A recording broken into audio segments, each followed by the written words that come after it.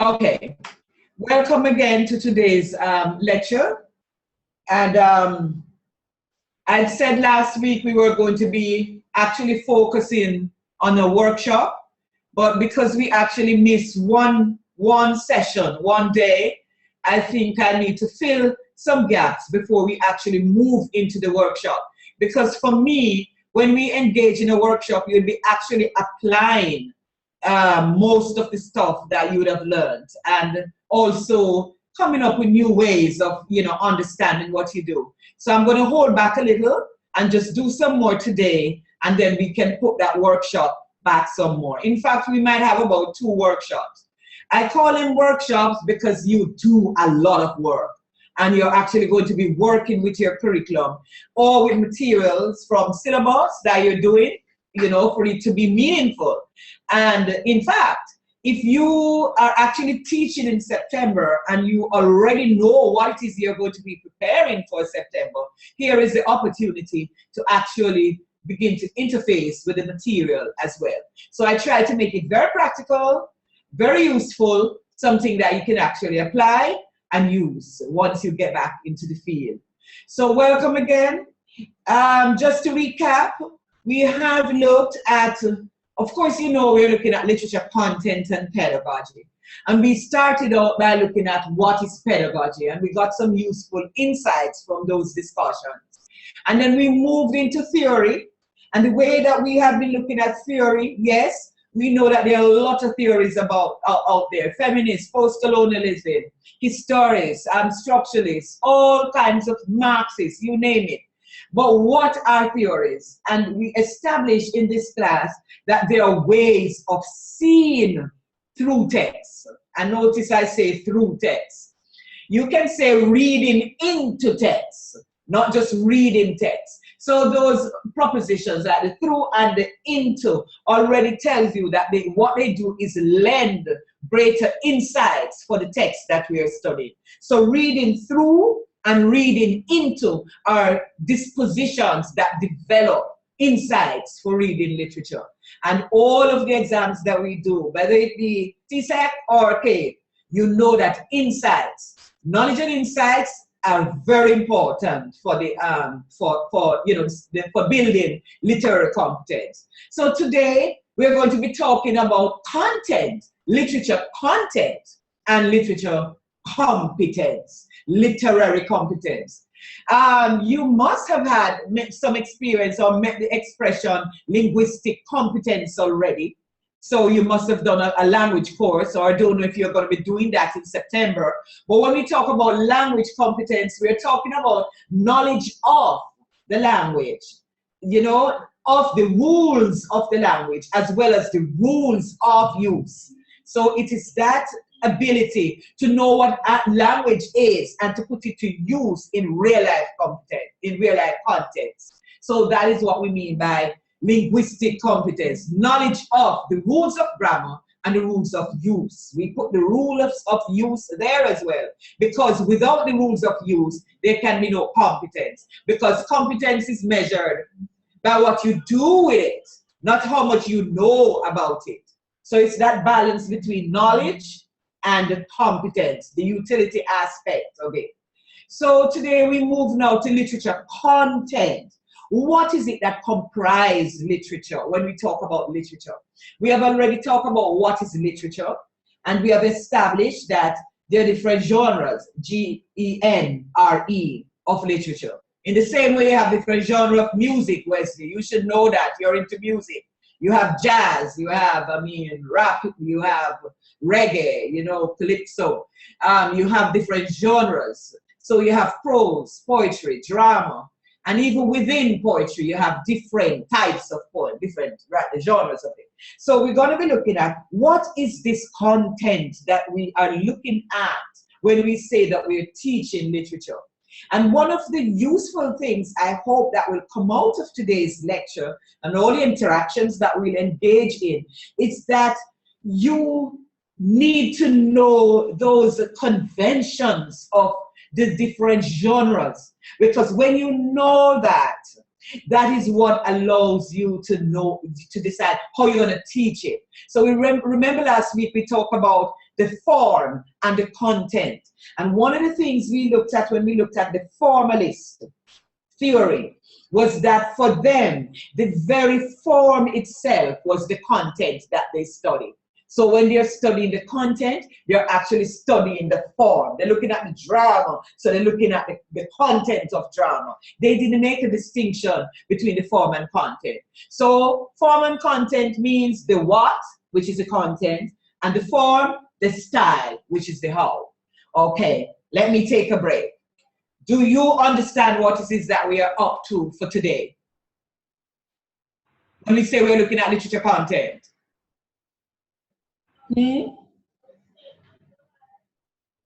Hello? Unmute here. I'm not hearing. Hello? I've lost you already. Tanya? I can hear you, Dr. Ferrero. Yes, I'm just asking now. Yes. Is it okay? Should I press on?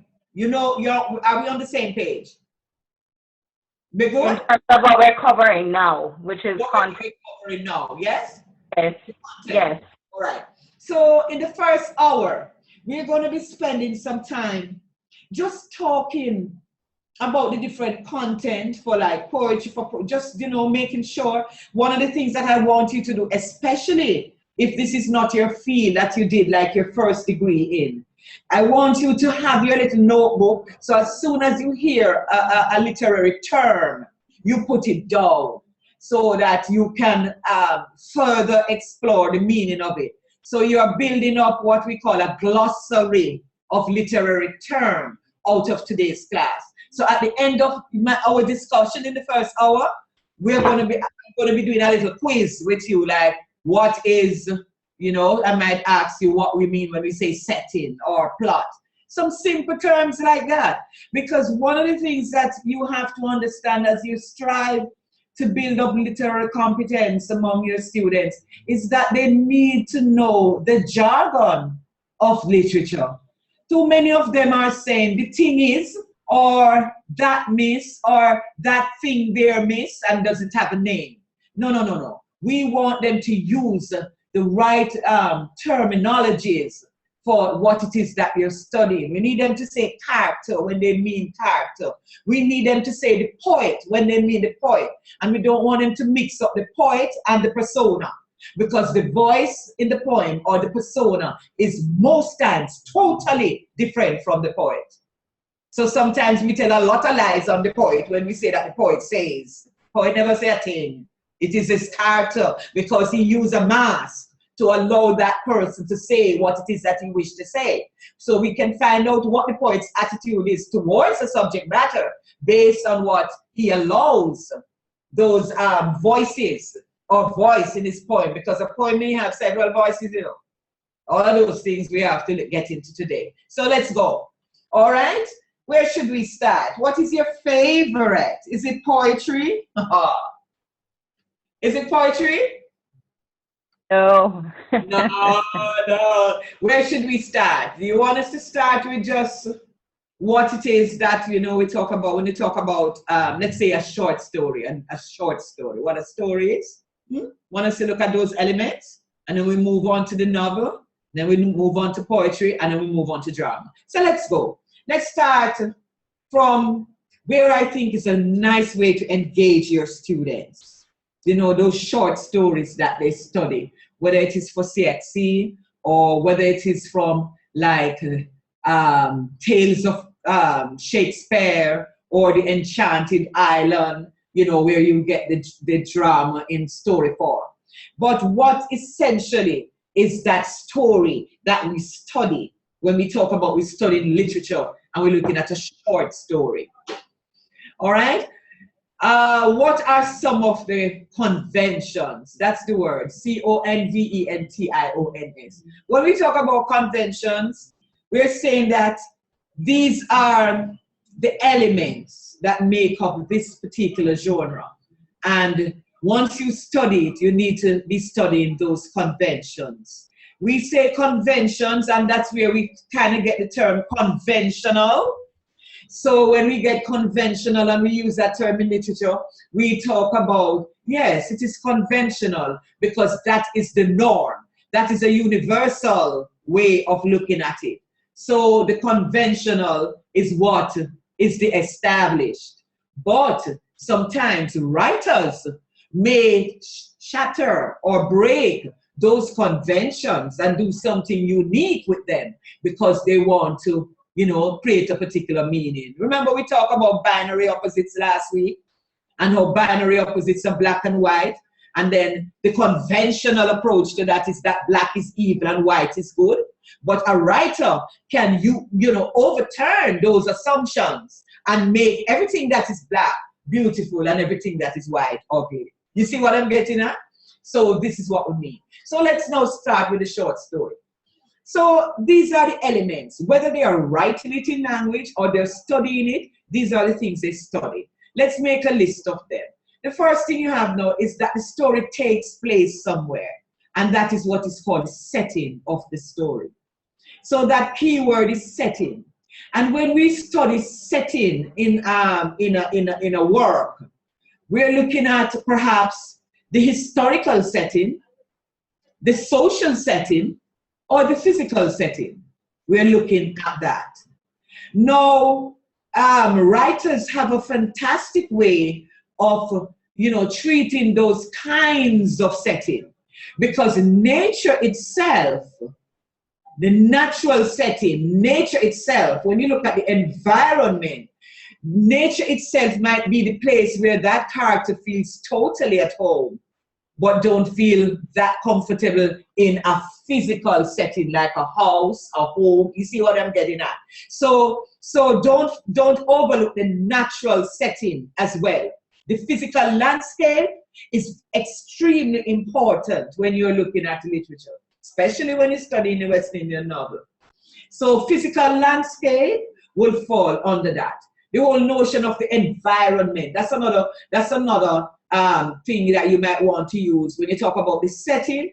So the setting might be a place, but then there's a particular kind of environment in that social setting. Perhaps that environment is racial, it's a racist setting, or it could be a setting that is, somewhere that allows for children to be treated in a particular way, so those nuances are different as you move from one text to another. So it's physical, it is the geographical or the landscape is important in terms of setting, and I'm too low. Okay, sorry. And the geographical place is important as well, where you look at whether the story is by a river or it takes place on a mountain. You see what I'm trying to get at. So that sense of place is important. All right. Now, as we look at setting, one of the first things that you will understand within the setting is how the plot holds that setting together. And it is really the major character that allows us to see that, because sometimes it involves the journey of that character from one setting to another. Right? So setting could be a place where the character interfaces with, like two settings. And it's good. Most exciting writings perhaps are built on that two setting, where you have one setting that perhaps is antagonistic and the other one that is more supportive of the narrator or the major character. So setting is important. So setting is more than place.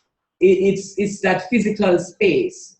It is that place that could actually be in the environment. It doesn't have to be a town, right? It doesn't even have to have a name.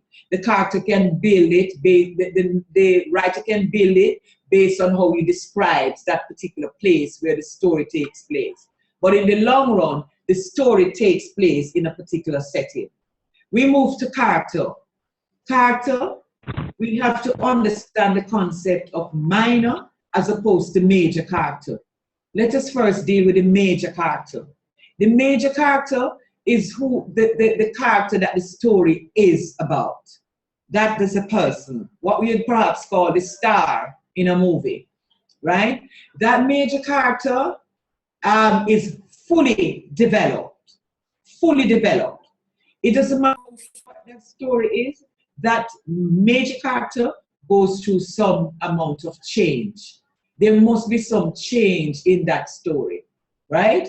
That you see. So we talk about character development, we talk about character growth, you see? All right. So in that particular way, then the character undergoes some change as well. And then you have the minor character.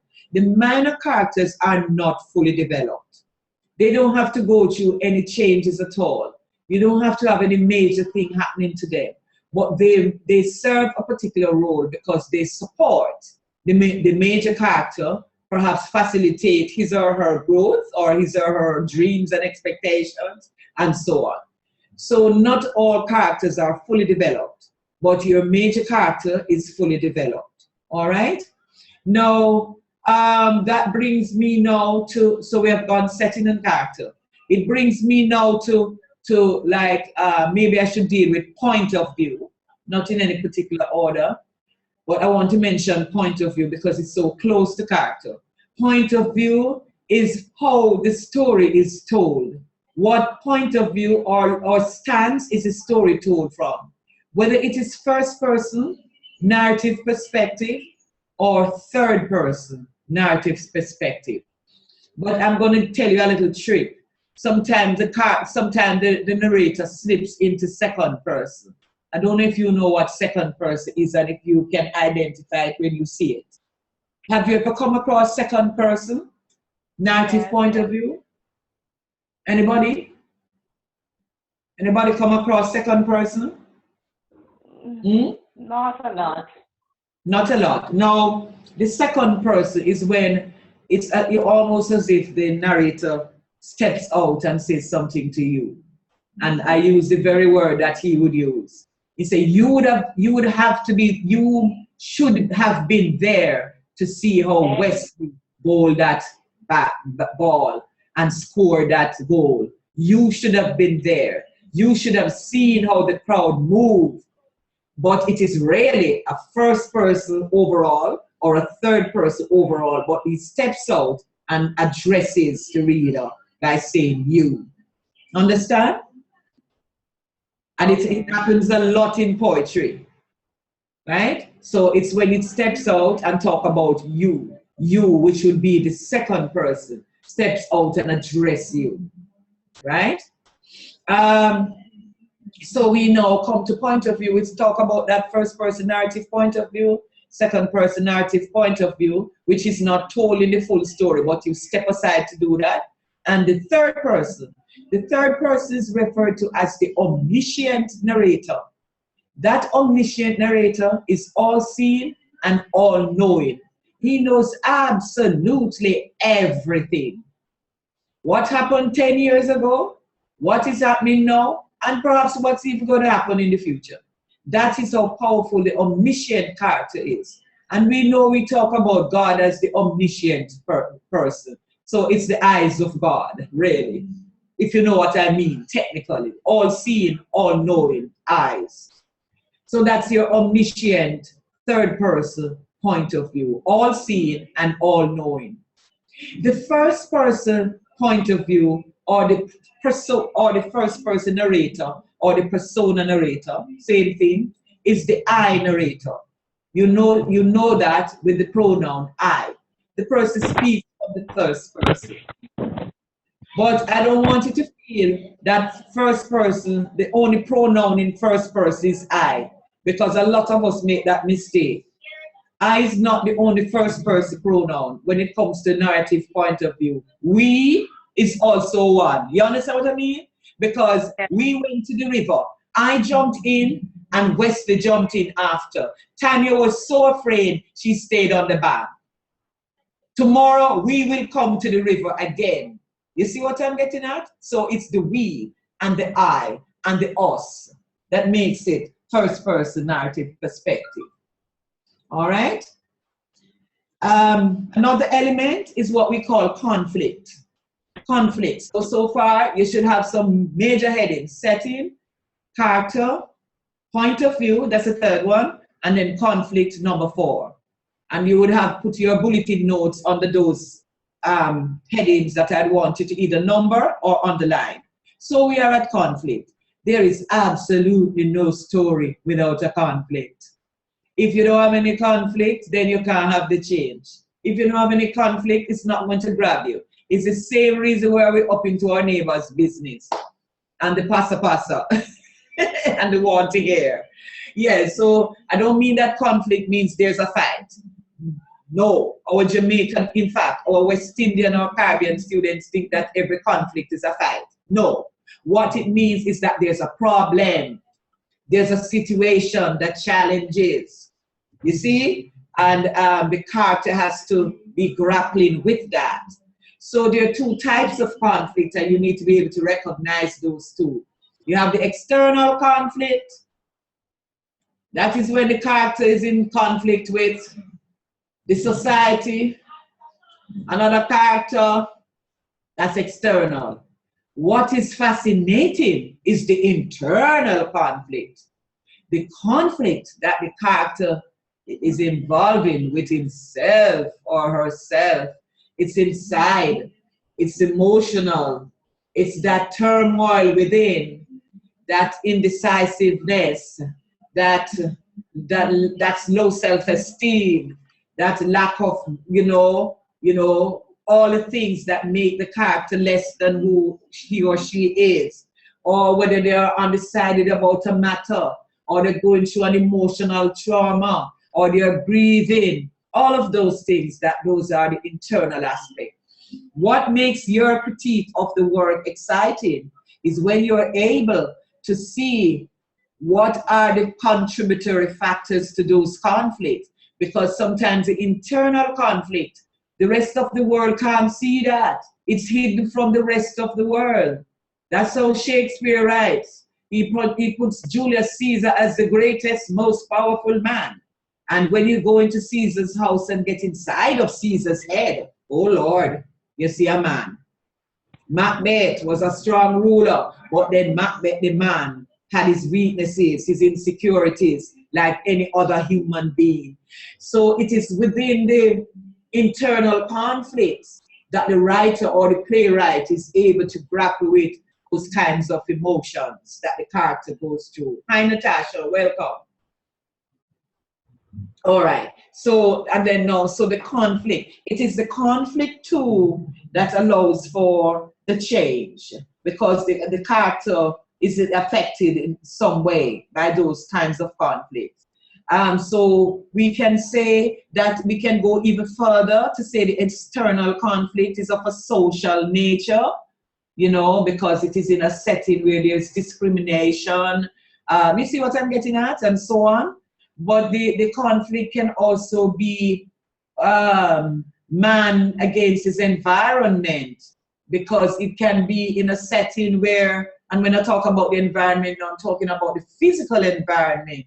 Maybe he lives near a riverbank and every time it rains, his entire house is washed away or flooded out, and he's grappling with those forces in the environment. Or you see what I'm getting at? So it could be man against nature, man against man, right? Those are some of the ways that you look at conflict.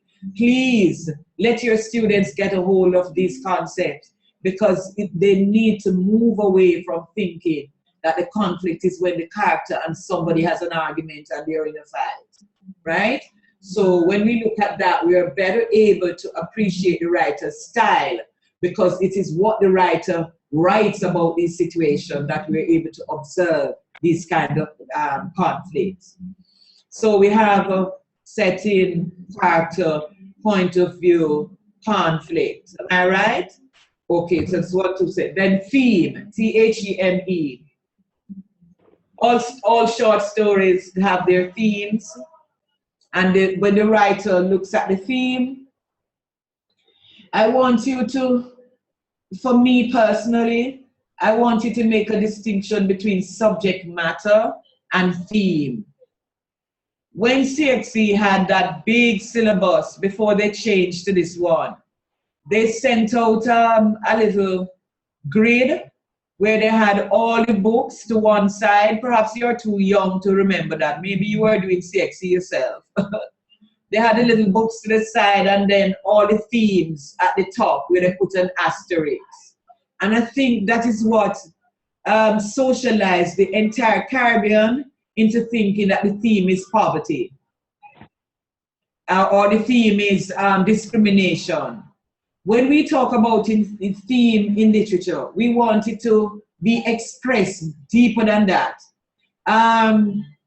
The theme of the work is how one overcomes poverty or how one overcomes the odds of the environment by being persevering. So that's the overall theme, because every element of the story shows the character overcoming odds, right? If we left the theme at what you call it now, overcoming, it would mean no sense at all. But the subject matter is poverty, but each writer deals with the poverty in a different way. Their theme, the way they explore it is different. One will show that treat poverty as if it is the medicine to bring out the best in you. Or another person might treat poverty as something that completely makes you, almost inhumane and almost become animal and low. You see what I'm getting at? Because the overall theme of the story, put you in a pigsty, put you eating what the pig eat and leave, make it so degraded. You know what I'm getting at? So the overall theme of that work is that. But you move to another work, and another writer deals with the same subject of poverty, and he shows poverty in a more positive light. I wonder if you're understanding what I'm saying. Let me get some feedback here. Do you agree that that is how we look at theme rather than looking at one word? Yes. Because theme is what runs through the whole story, you know. Yeah. You think you agree? Yes. Do you agree, or is it up for debate? Natasha?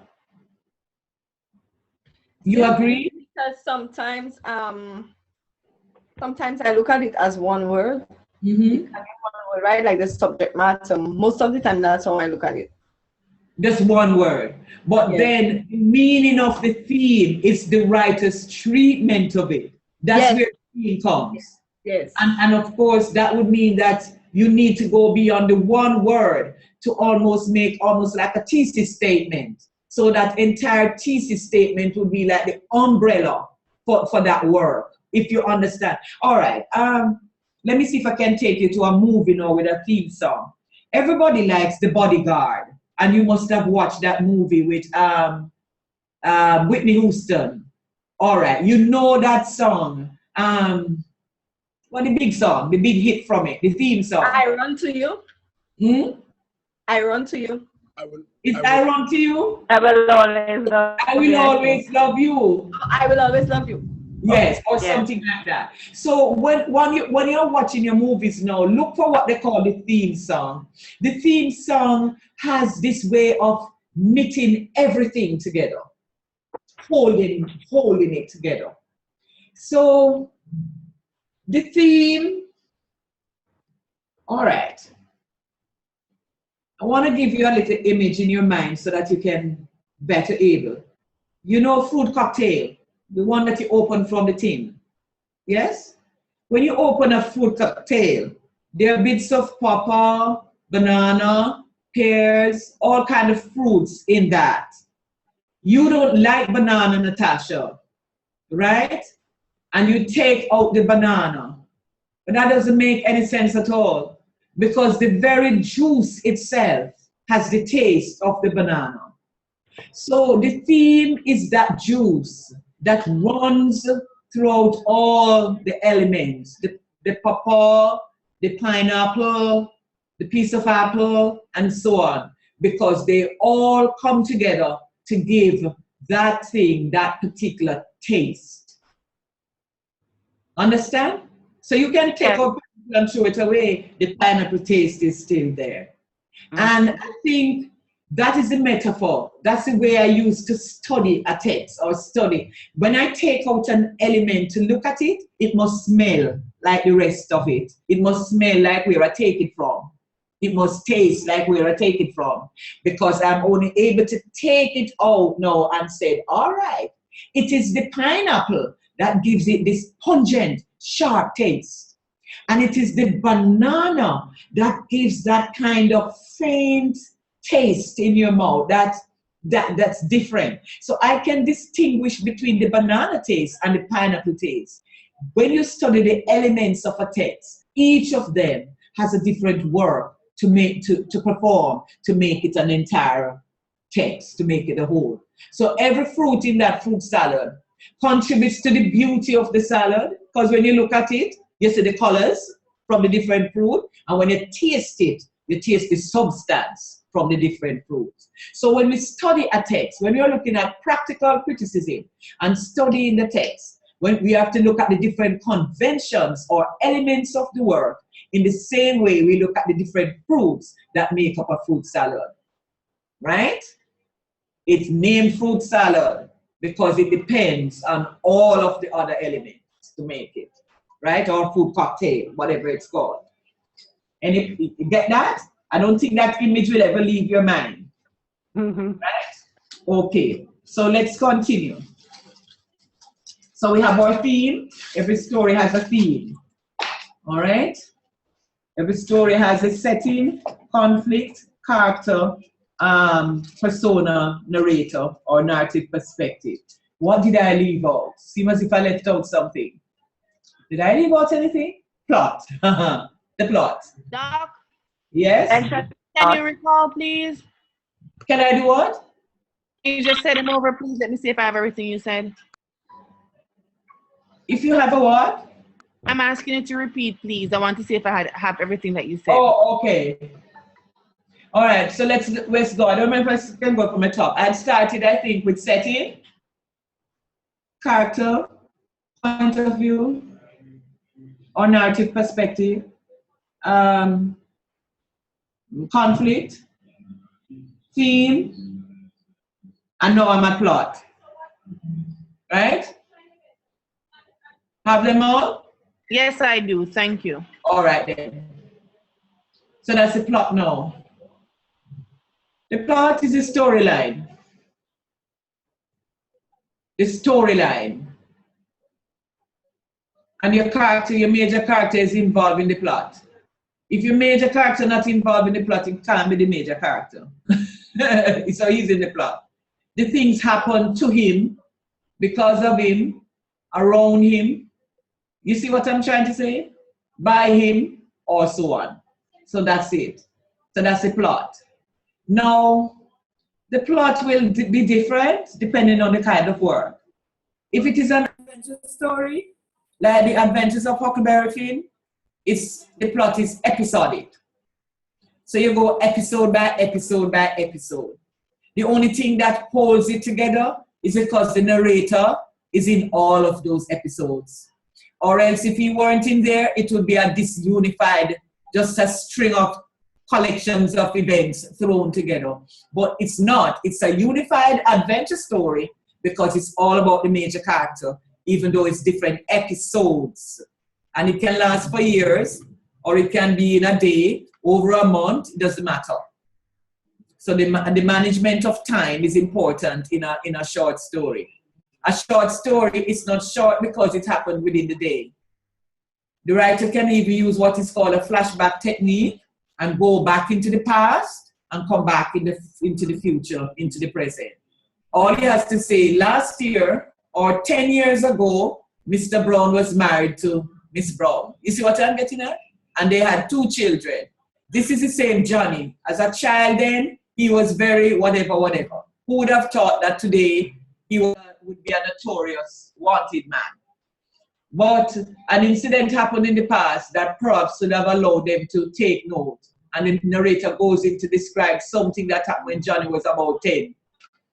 Come back to the present. You see what I'm getting? And all of that is in the same story because the handling of the time allows the writer of the story to go from past to present. And the technique is called a flashback technique, a flashback, where you go into the past and come back into the present to manipulate the time to create something effective.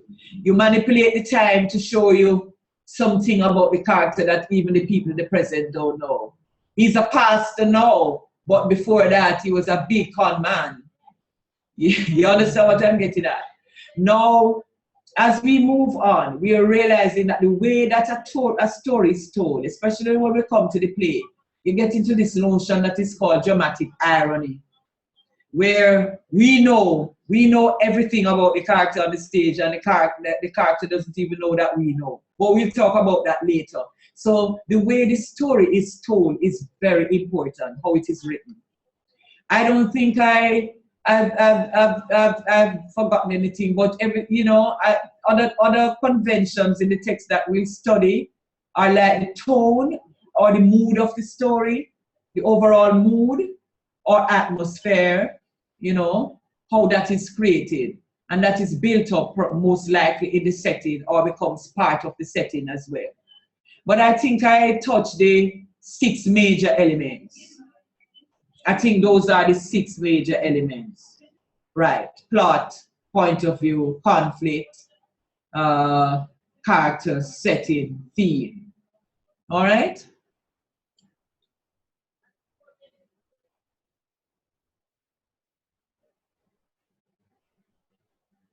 So your glossary should be building up some more now. Let's continue now to talk about the short story.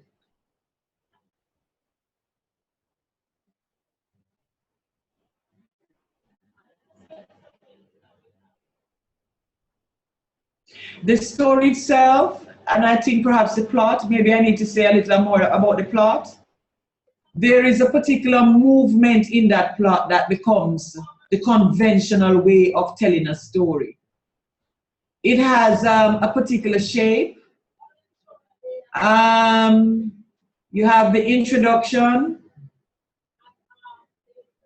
and then after that you have the rising conflict or the climax, and then the denouement, the end. So the entire thing has a shape of what you would call like a mountain, right? It goes up to the peak, and then it is resolved.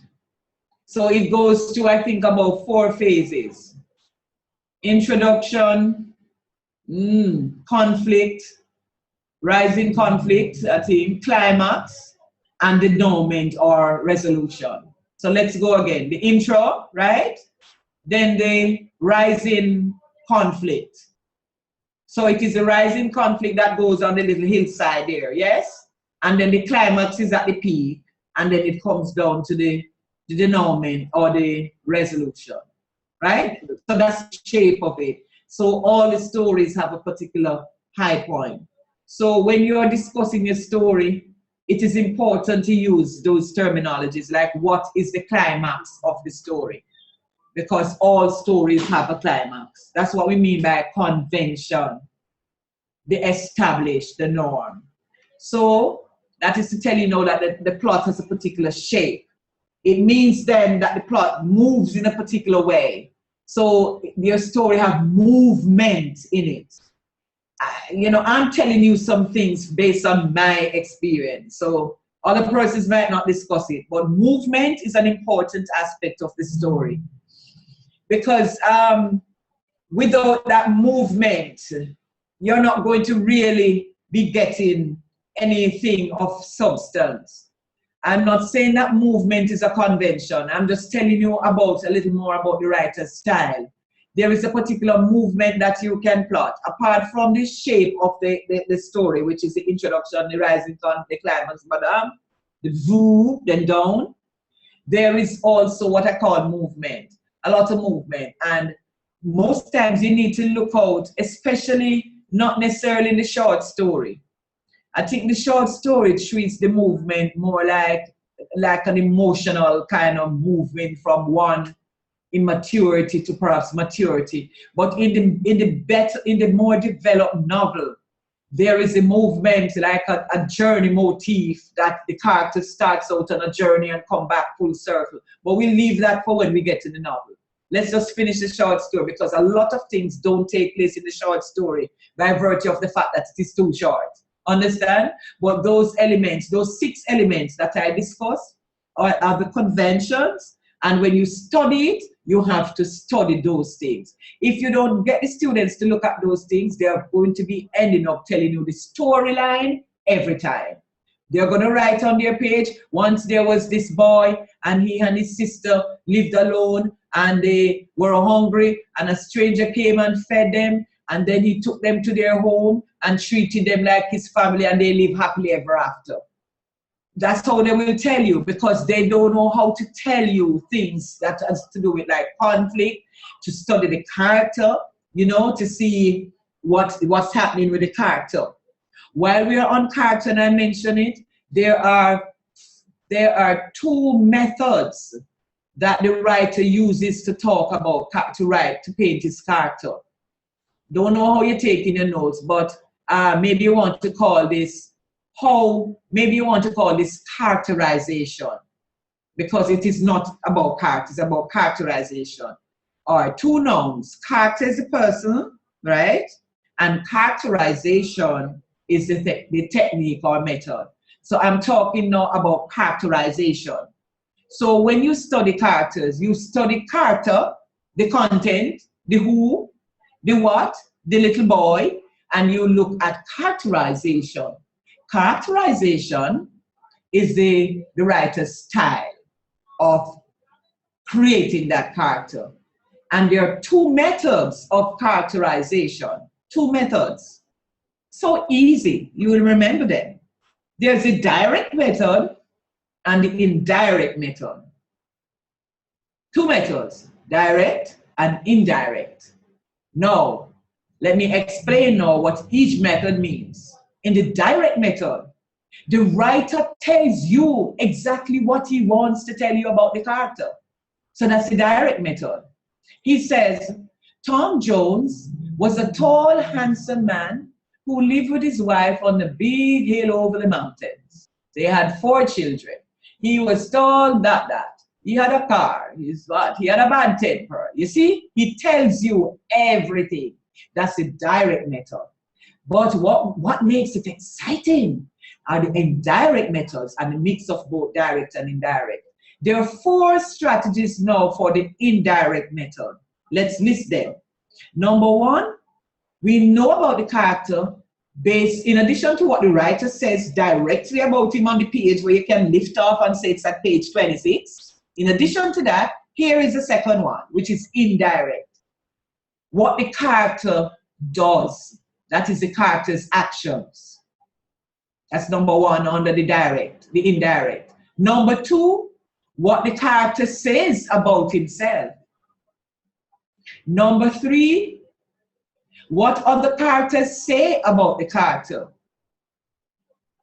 Number 4, what the character feels and thinks. That is his thoughts.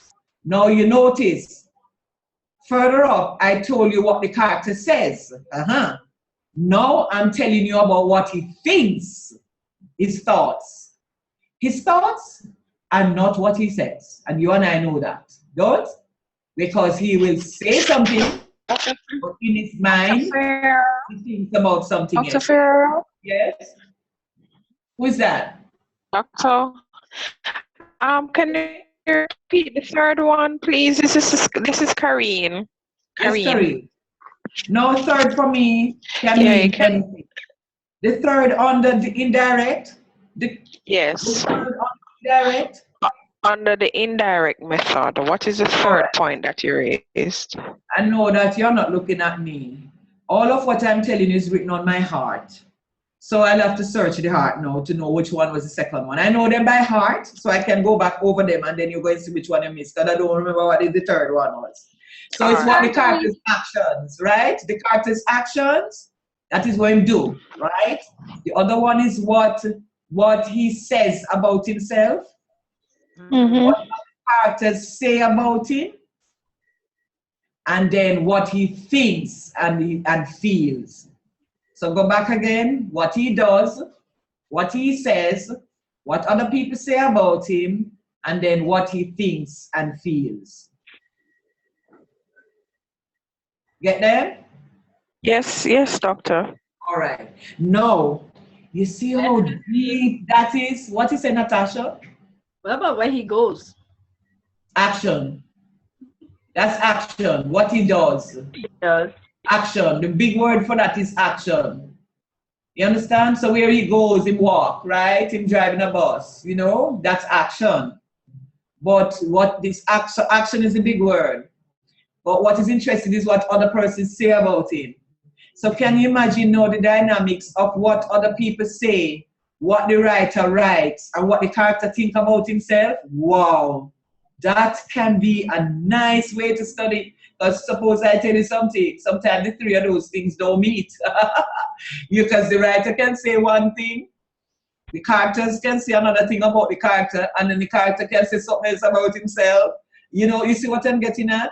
And sometimes they might be in harmony, the thoughts, and another time they might be, you know, like contradictory or conflicting, which lends itself to the excitement in the story. What the character thinks operates almost like the soliloquy in a play or the aside. Because when they come to the edge of the stage and tell you something, the person who is on stage with them don't hear that, you know, only the audience hears that. And that's what makes it exciting. So in the same way, you're reading, and we get inside the character's head because the writer takes us there and tell you what he thinks. But his wife is lying in the bed beside him and don't know that's what he's thinking. You see, but we know that's what he's thinking because we get this chance to go inside his thoughts. So you see, I hear that some teachers have told me that they have used something called PIMS, P-I-M-P-S. Those are like, I've never really studied what that one is, but because I'm more into characterization, I think they say one is PIMS, what is what? Personality. I don't know what the other I for M and then P. I don't know. But maybe you hear other things that they use. But I am thinking now of the writer's style and how he paints the character, and he has two methods, the direct method and the indirect method. He's in control of what people says about him, and then he can make him say something else about himself. We get inside his thoughts, and we know what is happening. All right? So even when the character reflects on his action, that means he's thinking about his actions. That is what he's thinking about himself, and he says something. He might say, the writer might say, and he thought about how hard he had worked on that farm and wished at that time he had made some plans for savings.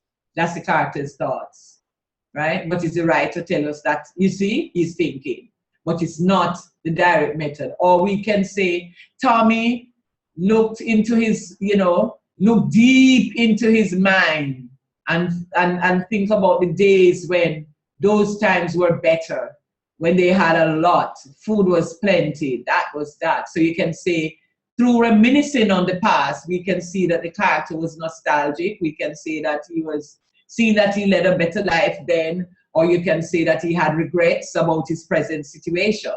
So he doesn't have to tell you that I regret what my predicament is now. But by looking into his past and longing for that period in time, we know that he is nostalgic or he regrets that he's now in this position. So that's what we know when we get insights, yes? Any questions so far? How are we doing? Are we making sense? Yes, I've used this method before, but I just didn't know it was characterization. Yes, ma'am. I love the big word, and that not too big for your students. When they know that characterization is a technique, it also helps them when they're writing their own stories. They will say, how am I going to write this character now? Because all they are very good at is just the direct method. He was tall and he had a this, and they tend to just look at the physical aspect of the character, not recognizing that there are other elements or other aspects of the character as well. And I think that's where the pimps come from, because one might be personality, I think. But for the life of me, I must have dismissed it because I don't particularly like the term pimp.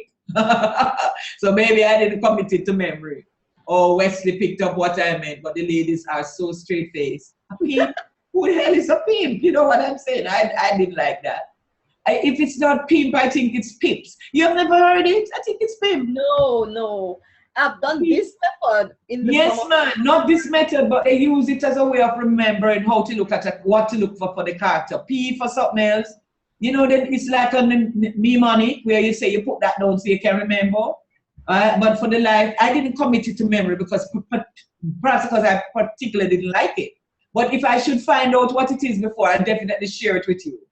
Because obviously it is very useful because a lot of classroom teachers use it as a way of remembering how to study the character. They just put PIMS or PIMPS. I don't know. I'll tell you. I'll definitely search for it and tell you. Ask somebody who I know perhaps is aware of it. All right, so how are we doing so far? You see how far the conventions has taken us, the what to study and also how to go about studying it. One thing I didn't tell you when we were looking at narrator, but when we come to poetry, we'll talk about that much more, and that the narrator's voice is important. But I don't think I'll talk about it in the short story. Leave that for poetry when I come to poetry to talk about voice. So we're good so far? So short story. Wesley? All right? Good. Kerry Dean? Kerry? Short story? Good. Can move on? Karine? Yes, Dr. Ferrer, it's good. All right, good, you're good. All right, Tanya? Yes. All right. Janice, are you here now? Yes, I'm here, Doc. Good? So far, so good. All right, Patrice? Yes, I'm good. We're good. Okay, good. All right then. So, how are you today? No, I'm getting an echo. I was the one creating the echo, but she told me I was a bit loud. I must have been disturbing the others. I had my preacher's voice up. Oh, All right. Well, I'm good now. yeah, I'll be outside. All right, bless you. Okay, let's move on now. So we did short story. Can we go to poetry now? What's in a poem? Now that's the exciting one. That one is exciting, Karine. Karine, how you look so space out. Man, you know, listen to some nice soul music there, you know, because I see you have a little look on your face there. All right, I know, I'm just No, man, teasing. I'm okay. You're good, okay. Yeah, I'm okay. I'm listening to I know you are. So what's in a poem? All right, so let's go with the poetry now. And I hope, so your glossary looking good now. You have all of those key terms to go back and make sure you understand. So put poetry now as the next topic. And then the content of poetry. I never like poetry. I never Good. like to teach poetry, so I hope I'll get to. You love poetry? No, You don't? Nah, Natasha, don't say that. I Poetry don't is- like to teach it, so I hope I get new techniques to help me to teach it. All right. Okay. Poetry. I love to start at the very beginning. Who writes it? He's called a poet, right? But who speaks it? Just like how we asked that in the short story, and we have what we call a narrator. The poet has someone or a speaking voice as well. See where we're getting at? How they map onto each other? So the poet is a writer, P-O-E-T is a writer. And his speaking voice / persona / persona narrator. P-E-R-S-O-N-A. That's one. But it could be P-E-R-S-O-N-A-E, the personae, which is the plural. That one don't take an S, right?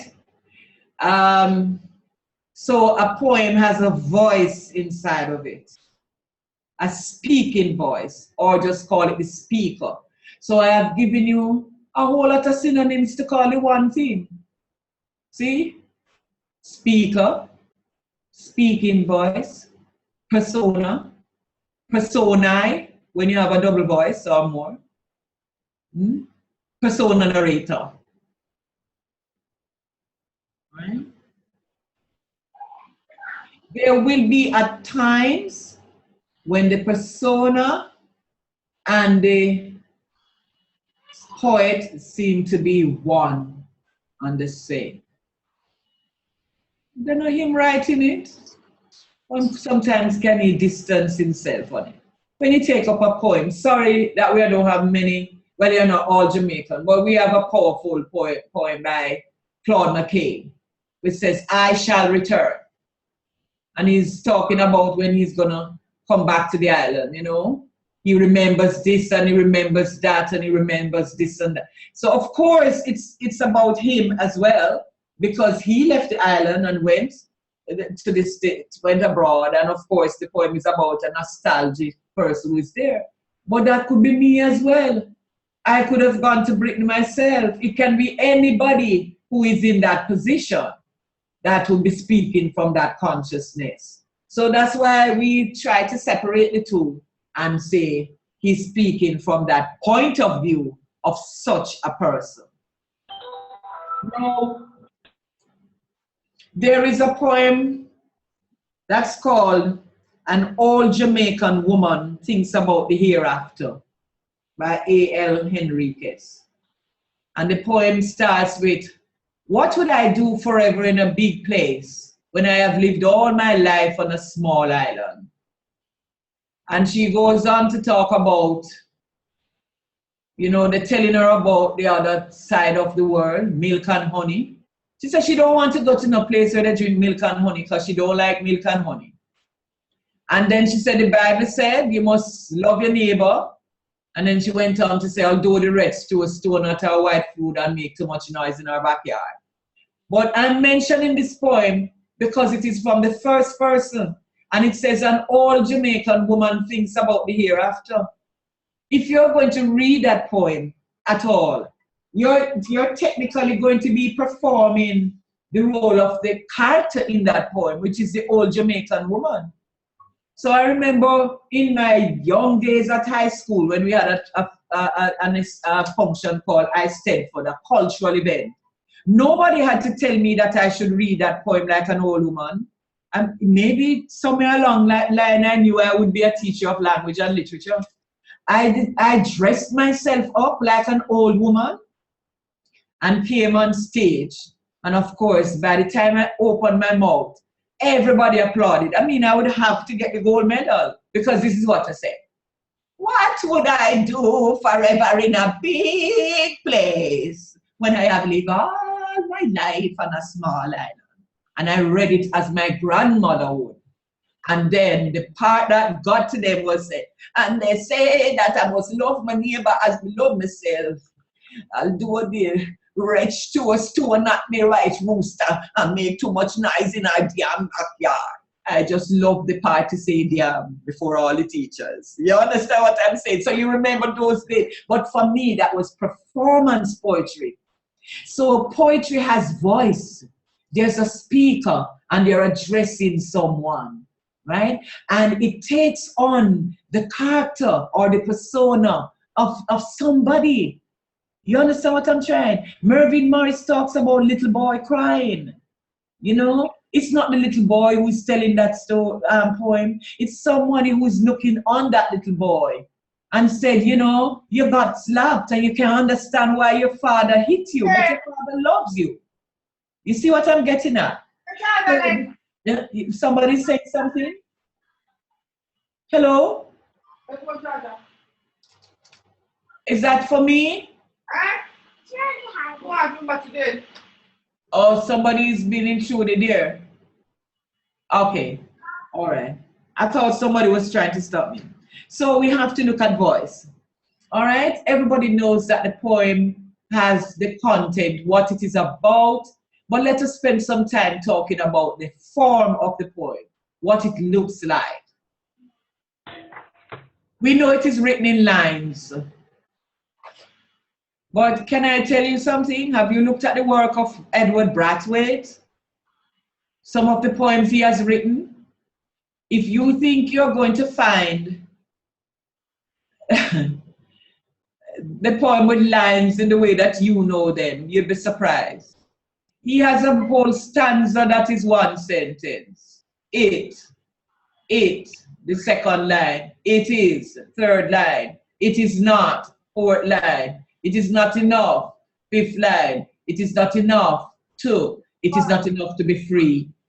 That's the whole stanza. I want you to visualize it. On the first line, it. The second line, it is. The third line, it is not. The fourth line, it is not enough. You see what I'm getting at? Then it is not enough to be free. Those are 5 lines in the poem. That's the first stanza. What is it? One single sentence. Are you with me? Because all it is saying is that it is not enough to be free.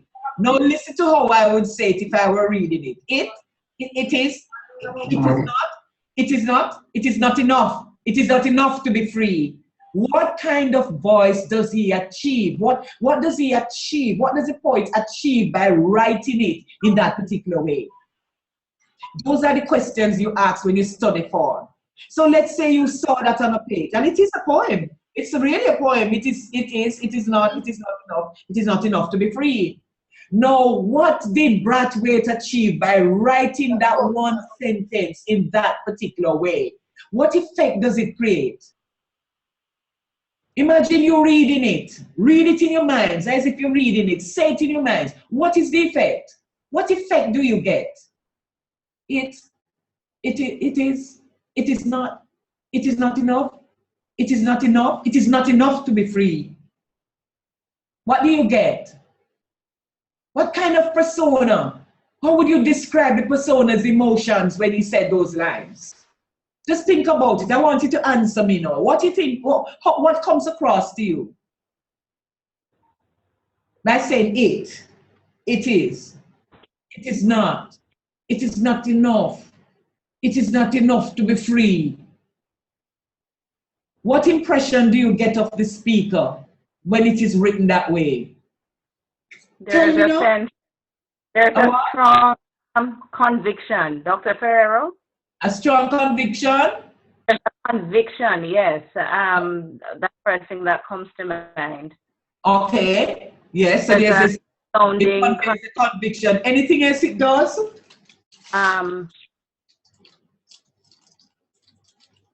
It is not enough to be free. Dr. Ferrero? Uh-huh. Oh, Patrice. He's what? This is Patrice. When I first heard you saying the lines, I thought at first he sounded as if he was very halting, like he was not sure. But then as the poem went on, as the lines went on, there was some sense of conviction that he was trying to get at. Yeah, there's conviction. I accept the conviction.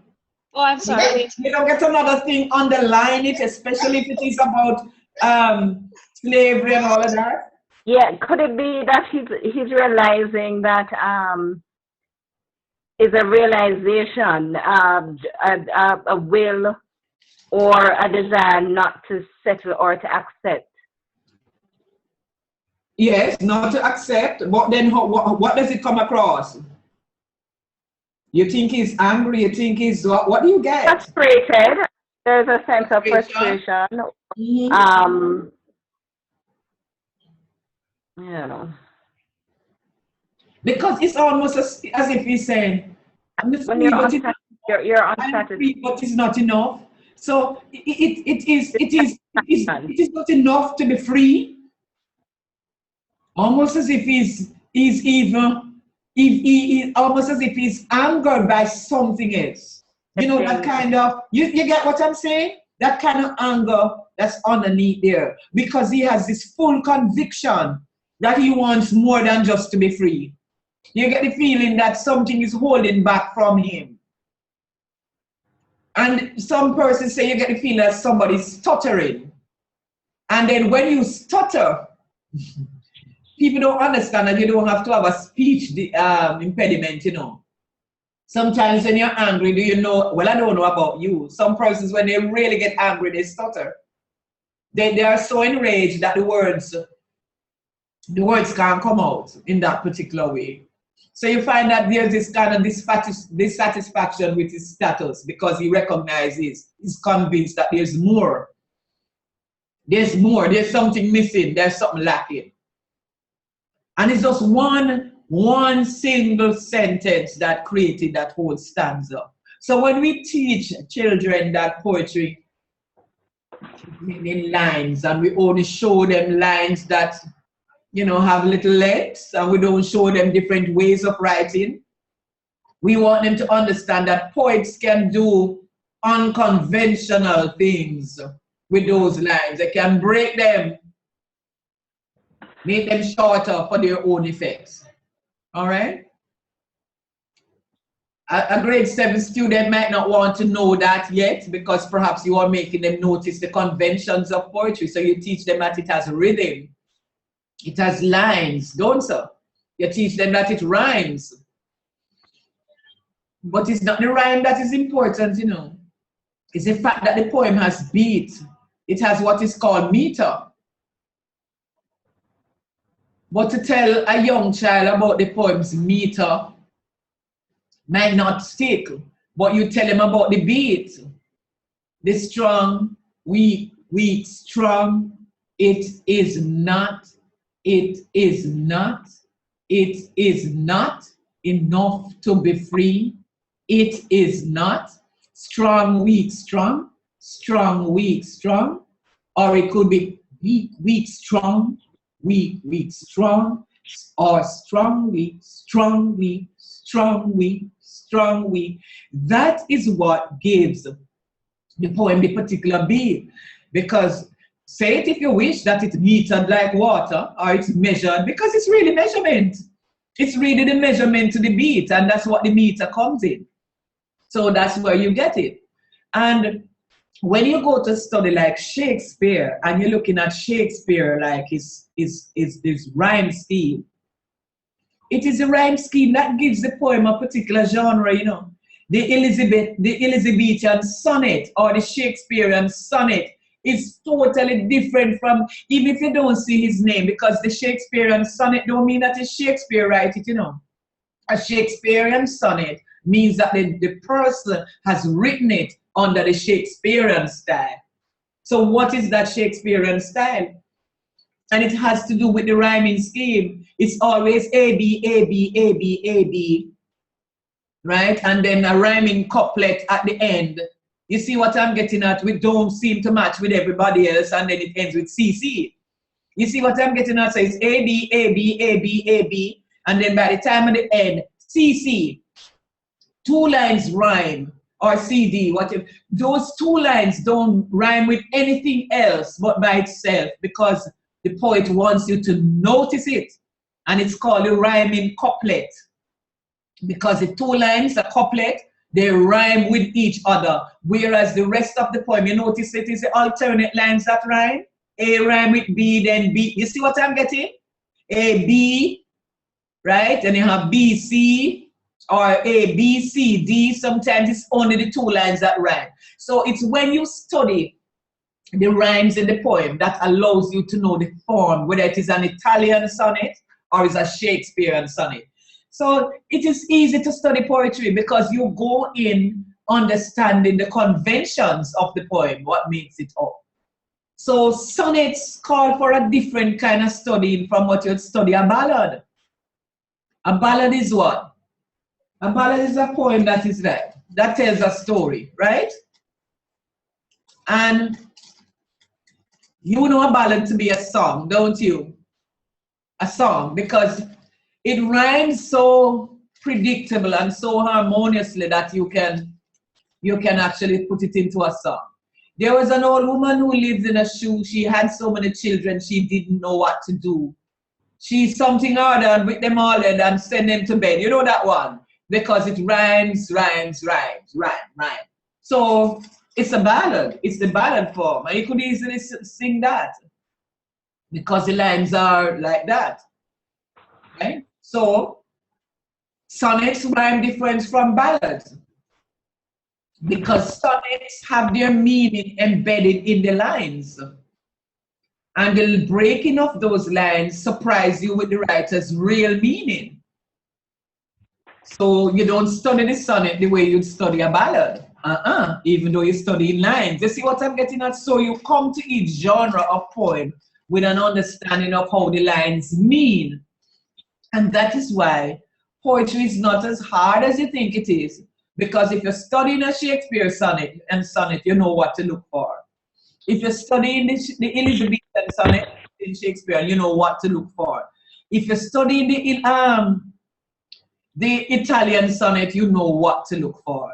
Is 14 lines make up the sonnet? And the poet can create excitement with the 14 lines, right? He can make 8 be halfway, do something else, and the other 6 lines do something else. Why do we know that? One single word change it. He has a word like but that signals a change to tell you that he's changing the tone of the poem, change from the top to the bottom. It is so easy to know how a poem means, especially a sonnet that seems to be about things that are archaic. And you say, oh, this is so far-fetched for me. You get inside those sonnets by studying the lines and how they are written, as simple as that. So we'll have some sonnets to look at to let you see. You might not be doing sonnets with your younger students in the form, but why not? They know that a sonnet is a poem that has 14 lines. Why can't they go a little bit further to study some of those lines, so at least they're exposed to poetry to know that there are different types of poems? So when we look at poems, yes, we study the shape. We study the form of the poem, and that form has to do with the lines, the stanzas, or the verses, whatever you want to call them.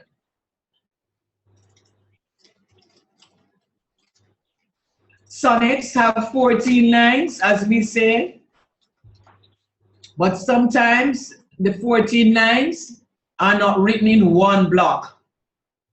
Sometimes you have 2 sextets, 2 sixes, that's 12, and then after that a final rhyming couplet, and that's how they get the other 2.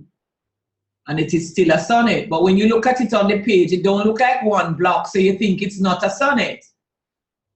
But remember, the poet can break the lines, put a stanza up there with 6 lines, another set with 6 lines, and then do the, or he can play around and do an octave, which is 8 lines, followed by 8 and what? 6, by a sextet, which is 6 lines, because he's dealing with a different approach to the subject in the 8 lines, and he makes a change into the other 6, and he wants you to notice and see the difference. So he breaks the 8 lines away from the 6 line, and you see a space in between. Or sometimes there's no space in between. The 14 lines just flow together, but it's the word at the end of the beginning of the 6th or the 8th stanza, the 8th line, that tells you that he's doing something different.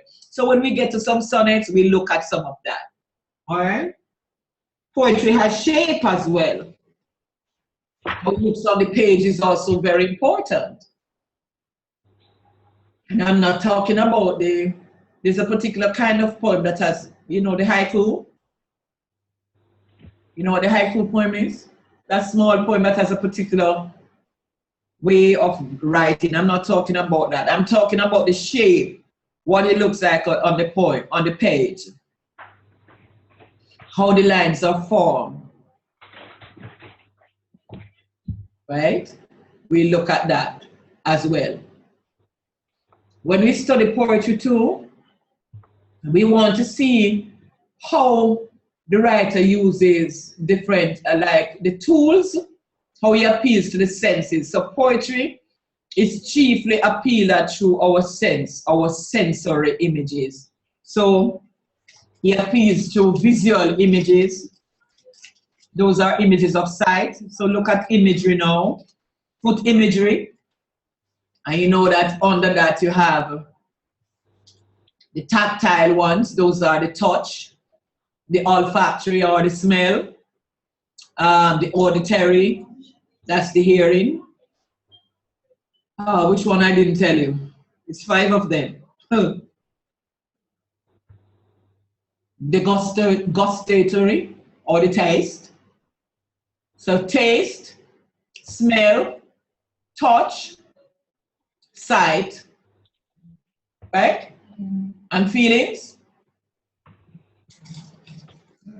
He appeals to those images.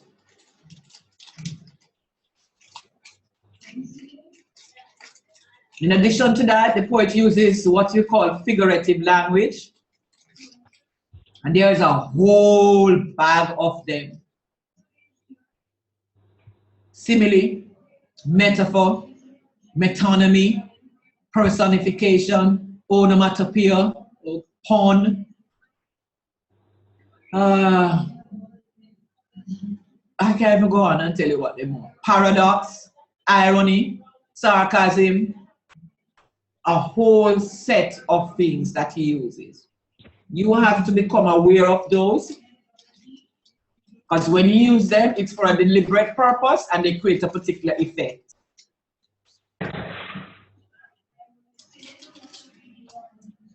Any question?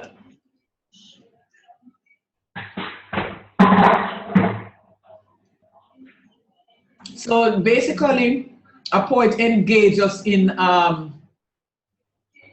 an experience, a sensual experience. So he appeals to our senses. So you talk about sensory images.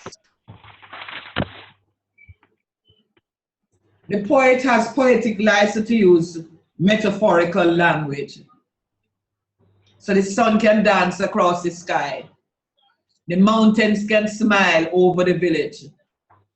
You see what I'm getting at? Mountains can laugh. The clouds can dance. The clouds can go to sleep. The mountains can frown. Anything. Because the poet is using personification when he gives human qualities to inanimate objects.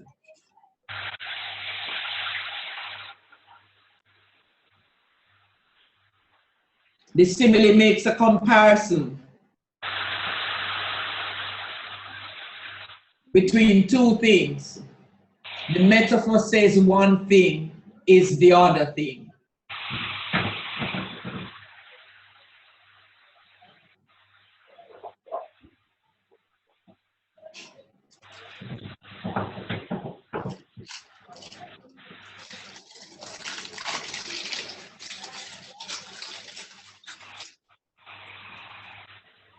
When you study poem, you study also sound.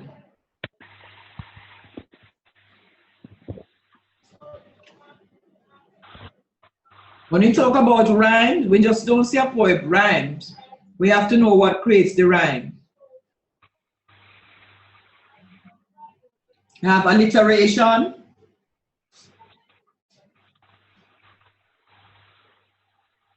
You have assonance.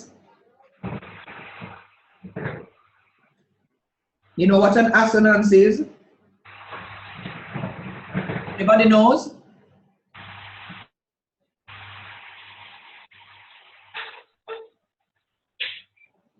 Anybody have any idea?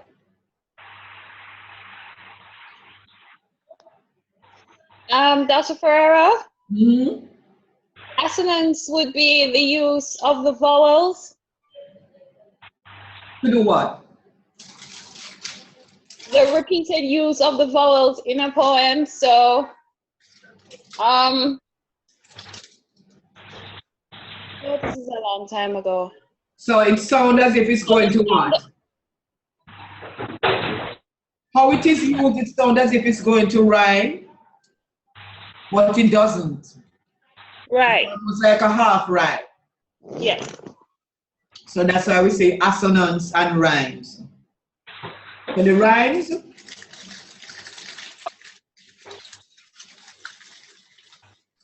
they're like end rhymes at the end of lines. But sometimes the repeated use of the vowel sounds give you that kind of internal rhymes within the lines. All of those give rhythm to it.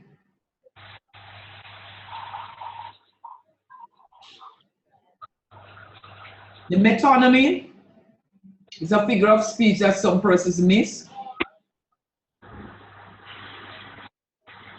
It's when you use a part of the thing to represent the whole. So we're talking about the king, or we say the crown. Understand? Once we say the crown, we know we're talking about the king, right? So we say the crown.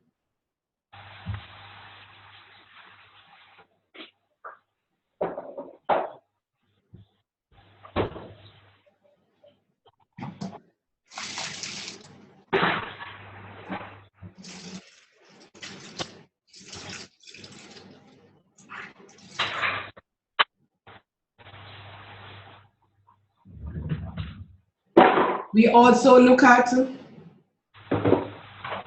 attitudes, tones, mood in poetry. And it is the writer's choice of words, the poet's choice of words, that creates all of that.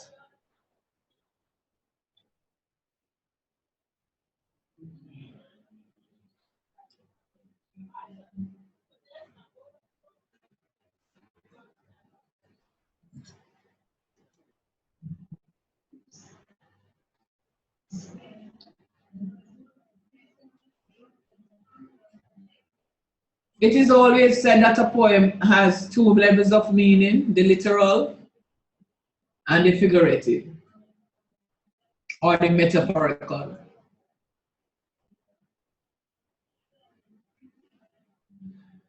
A poet can also do a lot of things in his poem. He can make allusions, allusions. He can use symbols, universal symbols that it doesn't matter where in the world you are, you know and recognize what he's saying. Allusions are when you say you allude to something, he draws on something. Like there's this poem that's called I Will Lift Up Mine Eyes. And it just said ... That's the title. Of course, as soon as you read it, you know it says, I will lift up mine eyes unto the hills from whence cometh my help. But it doesn't. It just stops at I will lift up mine eyes. But then in that poem, the poet talks about journeying from the bottom to the top, to the going through the needle's eye at the summit. And it made it said that this rich man could not go through the needle's eye. It is alluding to the scripture that says that it is easy for a camel to go through a needle's eye than for a man to enter into the kingdom of heaven, but it doesn't say it. But the needle's eye, although it is biblical, is really a place where when you come there, you put your animal, you tether the animal onto the post so you don't go through. So the camel doesn't go through. So when the Bible says it's easier for the camel to go through a needle's eye, it's not referring to the sewing needle. But a lot of persons look and say that it's referring to the sewing needle, but it's really a camel can't go through a sewing needle's eye. So it has some amount of truth to it, but the needle's eye is really a place that you tether the animal, because it's really a crack between. So the camel can actually go through the needle's eye, which is a gap to enter into a compound. So that's where it comes from. But we take it to mean, say it's easier for a camel to go through a needle's eye, and we think of sewing needle. You know, and then we say, you know, can a camel go through that? But it is still expressing the truth that the big camel can go through that needle's eye, but the rich man cannot enter into the kingdom of heaven. So that point now, it tells you about some of the middling aspirers who driving, looking back in their rear view mirror, and all kinds of tricks, dropping into potholes, and it ends down below where the madman sits at the garbage heap and laughs at it all. He's at the bottom at the dung heap. I'm going to share that poem with you to let you see how the form of the poem, you know, mirrors the content as well. So when we come to our workshop, some of these things I'll bring back into the workshop for us to look at so that you can notice. So I'm going to bring back that particular poem. And you might be able to find a copy of it because it's in the collection as A World of Poetry for CXC by Simmons McDonald and the other man there. So if you can get it, I will lift up mine eyes. In fact, most of the poems that we will be looking at will come from that collection in our workshop. So start to pull your pieces together for your workshop now. All right? Coming up to 4 o'clock. When do we normally take our break? 4:30? You want it at 4? What time do you want your break? 4:30 is fine. Okay. So let's go to drama now. If we can talk about some things.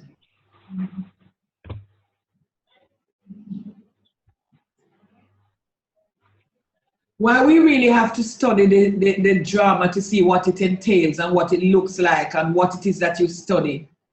If you're going to be studying the play that's on your syllabus and treat it the way you look at the novel, you're not going to get students far in this.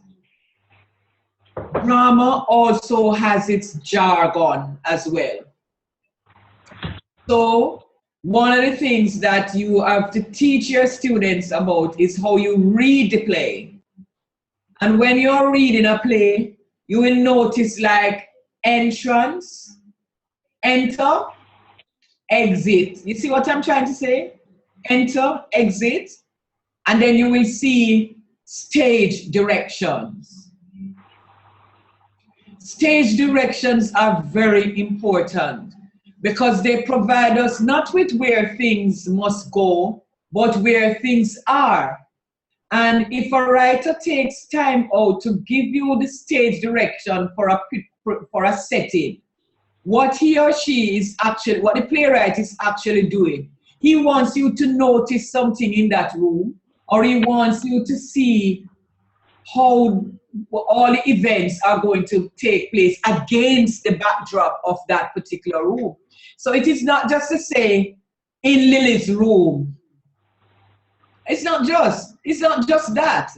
He wants you to know where they are. But suppose he said, soft light, it tells you something about the lighting, and then it says, over the sofa, a soft light over the sofa, enter, like it says, enter Tom.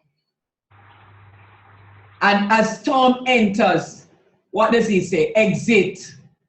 Like, exit Lily. Now, why does Lily leave the room just as Tom enters the room? You see what I'm trying to say? So entrance and exit can also tells us about mounting tensions and conflicts as well. So a lot of students don't read the stage direction when they are actually, and the entrances and exit, because they don't feel that they are important.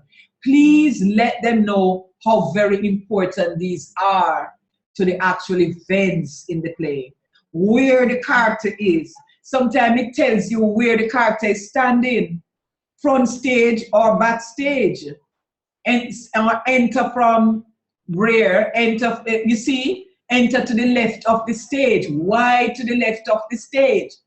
So stage directions are there to give us the playwright's intentions about the development of his plot, the plot line. And students must be taught to pay greater attention or greater focus on them because they're very important. So we have entrance, exit, we have lighting, and sometimes they tell you about sound quality as well. So what they're trying to do is to create an atmosphere for the actions. So stage direction helps to create atmosphere for the action. Now when we come to study like Shakespearean drama,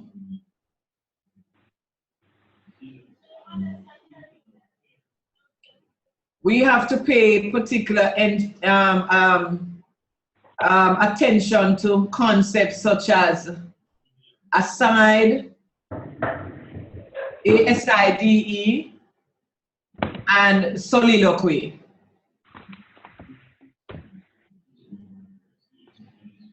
The soliloquy is when the character speaks his or her mind on stage. So the soliloquy allows us to hear what's in the character's mind or thoughts. But most times, that character is alone on stage. Most times, he's alone on stage. So he doesn't have anybody to talk to. You see what I'm getting into? So we are privileged to hear his inner or in her inner thoughts. So we get inside her heads. And can I tell you something? That's when Shakespeare allows us to see the internal turmoil that's in that character's heart or mind. That's when we see the character in conflict with self or with something.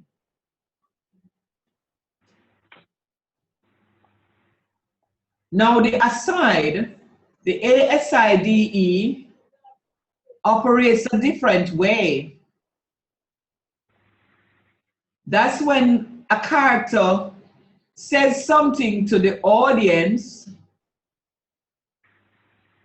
but the persons on stage with him are not intended to hear that, even though they stand right beside him. I want you to understand, that it's a device used by the playwright. And if you don't understand it, the students will say, "So miss, but don't the character is right beside him, how come he don't hear?" That's not the issue. The issue is to know when to recognize that it is an aside. And usually that is done in the stage directions. You see aside. And sometimes the character comes to the end of the stage to say something to the audience. And guess what that creates? It creates something that is called dramatic irony. See if you can use that to tell me what dramatic irony is now. I think we look at irony in this class already, don't? We look at irony and we look at humor, didn't we? Did we? I don't think we did, Doc. You don't think so? All right. Irony, you use that all the time, don't you? What do you think is the meaning of irony?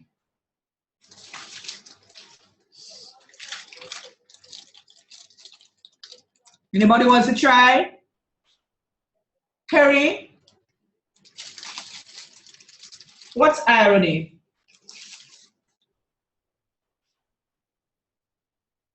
Patrice?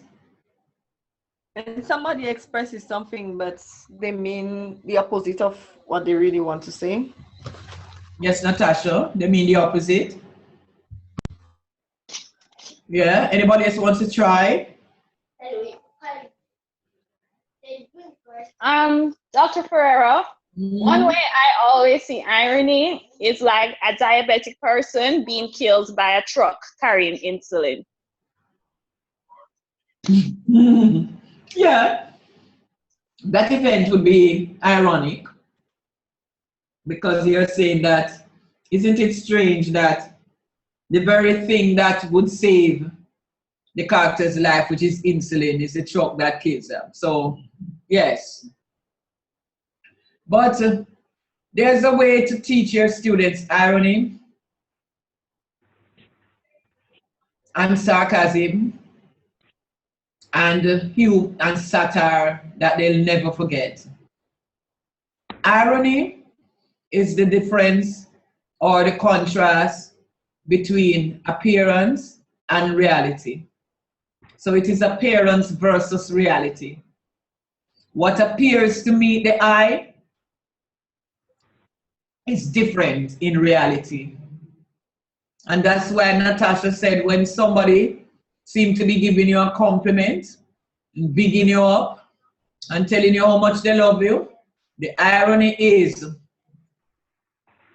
you hear what the person just said to you was the reality. He was just cussing you out and say how much he hated you. So that's appearance versus reality. All that glitters is not gold. That's the essence of it. The casket that Portia's picture was in, everybody was fooled by the flash of the gold and silver casket because the appearance was good. So they said, boy, it must be in this good one. They couldn't put it in the lead, ugly one. The irony was that that was where the father had put her portrait. So the man who selected the one, the ugliest casket, got the prettiest woman in the world because she was in there. You see? So that is appearance versus reality. So irony is always a situation in which what meets the eye is different from what the truth really is, the reality. Writers use irony in poems, plays, stories, novels, anywhere at all they use it. It carries the same function. It is an eye-opening device because it allows us to see beneath the surface. It allows us to see the truth. It allows us to see the reality. All the time you have the two things before you. The one that's glittering, which appears to be real, appears to be genuine, appears to be the truth. But no, what is not glittering, what does not meet your eye first, what you need to see below the surface is the truth. So irony is an eye-opening device. You have to lift up the lid of appearance to look beneath that lid or the surface to see the truth.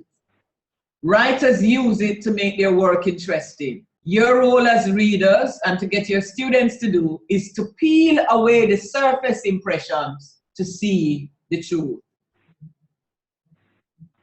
We sing it, we have it in our songs. There's this one, I don't know all the song, but I know they say something about behind the curtain.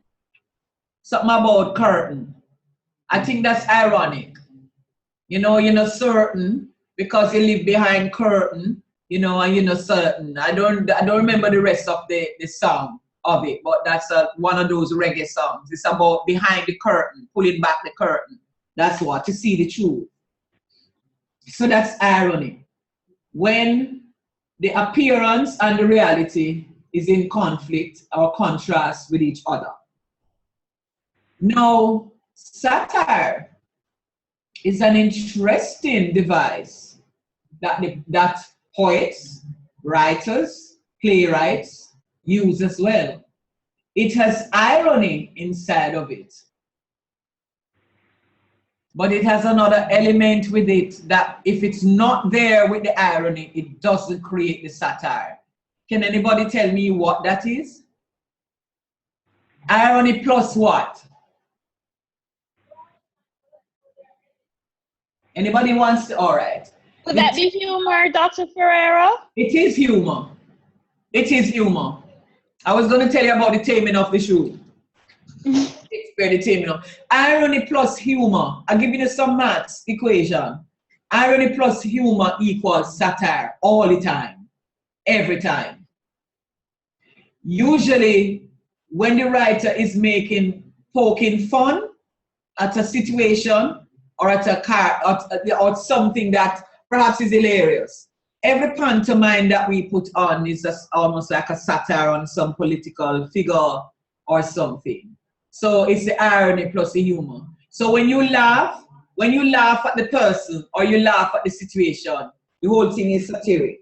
You poke fun at it. You hold it up for ridicule. You hold it up so we can laugh at it. Right. That is the whole purpose. That's the satire. All right.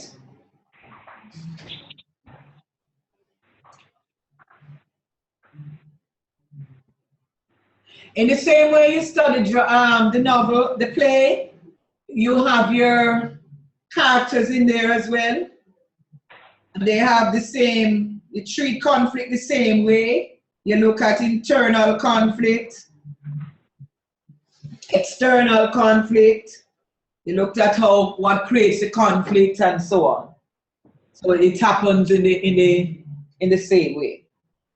Now, the playwright is able to engage viewers. Remember that plays were intended to be, what you call it now, perform.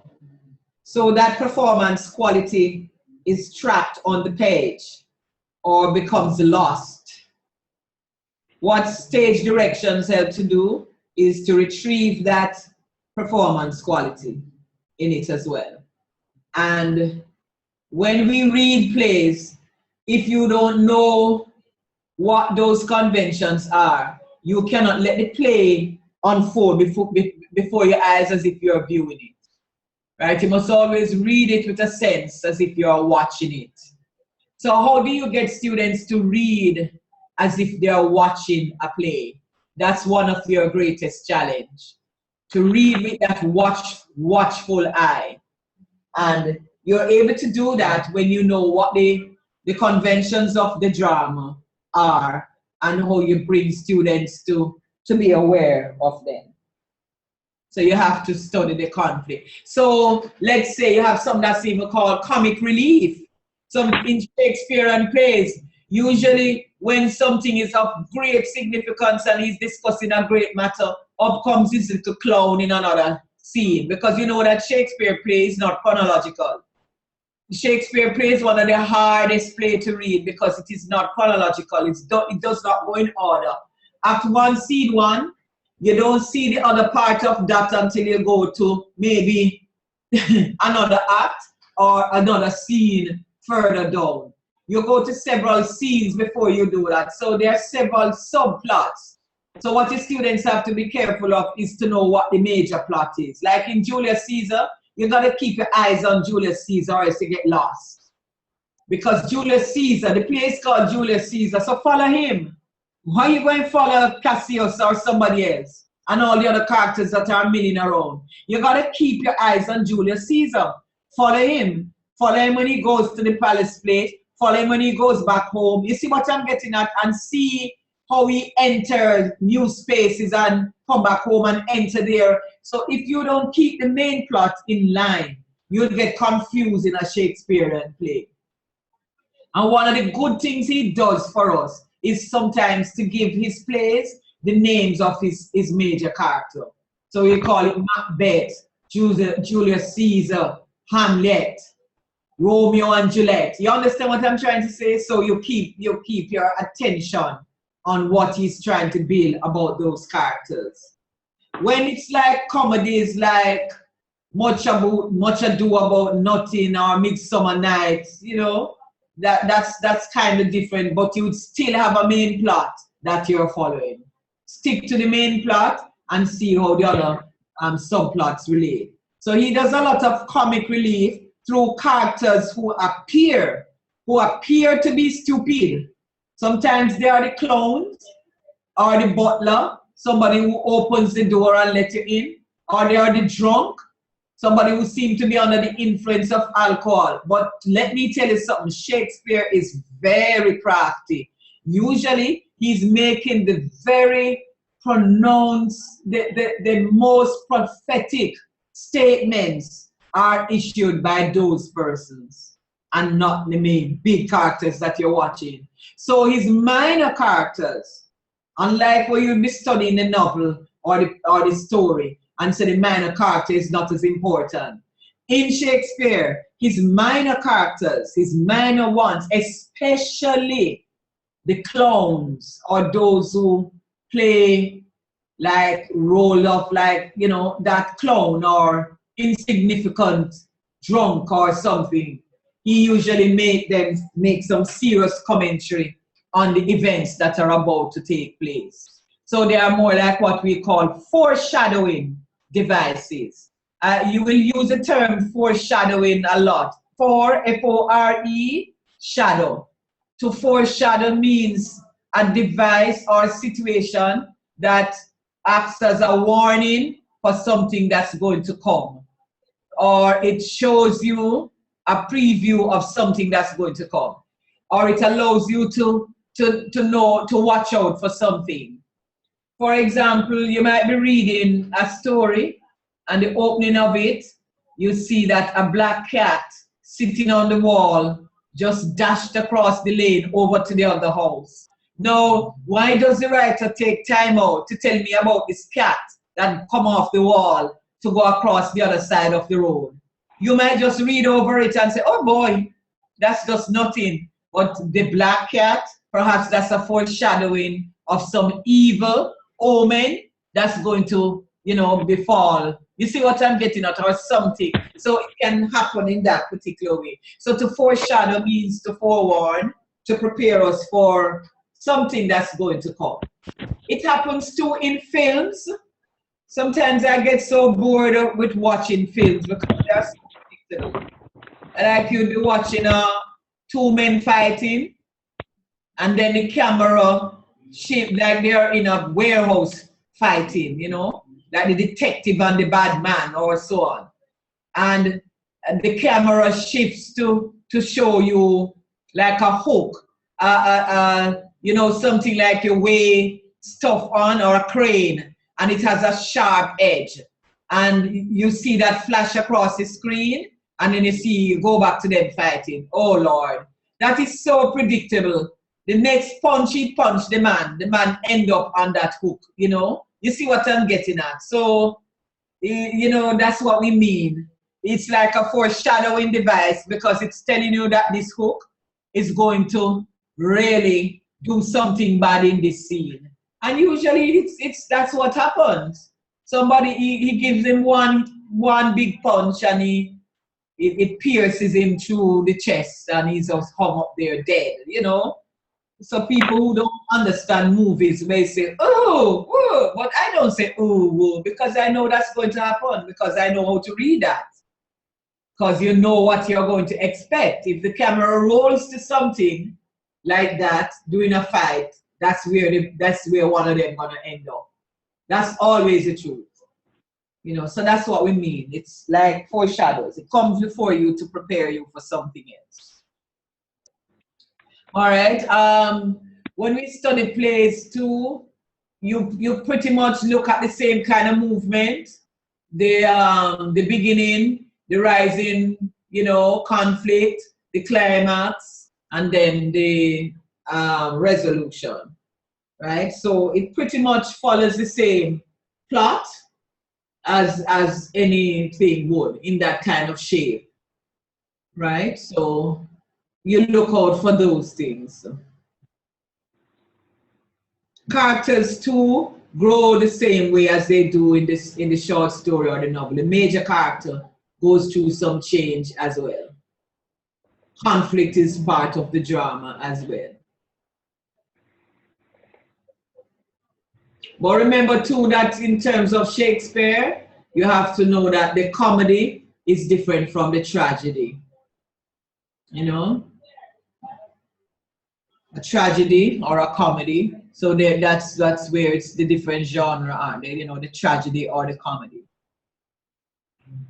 We're good? Any questions? Janice? Caridine? Yes, miss. Good? Yes, I'm fine. Okay. Karine? Karine? Karen is off. She said she will be back in an hour's time, like half an hour ago. Tanya? Yes, I'm here. Good? I'm okay, yes. Jenny seems to be back. I see Natasha. I know Natasha is all right. Wesley? I am good. I am good. This is Karine. I'm good. I'm good. Okay. All right. I see Wesley's hand. All right. So Can you hear me? I see Wesley's hand. Can you hear me? Yes. I said I'm good. Yeah, man, Karine. I heard Karine. And I know Patrice is fine. So Yes, I'm okay. Janice? All right. So it is now 4:24. We want to come back and